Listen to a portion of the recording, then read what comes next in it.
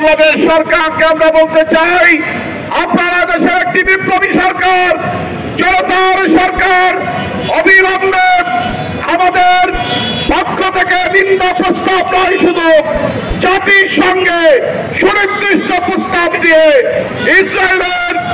ইসরায়েলকে নিষিদ্ধ রাষ্ট্র ঘোষণা করে ফিলিস্তিনের পক্ষে, মুসলিম মানবতার পক্ষে পৃথিবীবাসীকে দাঁড়ানোর আহ্বান জানান।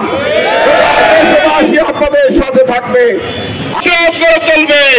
সেই প্রতিরোধে ইসরায়েল পালিয়ে যেতে বাধ্য হবে ইনশাআল্লাহ। আগামী দিনে এই মুসলিমদের পক্ষে থাকার জন্য যে কোনো কর্মসূচিতে আপনাদের সক্রিয় অংশগ্রহণের আহ্বান জানিয়ে ফিলিস্তিন স্বাধীন করো, বিশ্ব মুসলিম ঐক্য করো, ফিলিস্তিন স্বাধীন করো, ফিলিস্তিন মুক্ত করো, বিশ্ব মুসলিম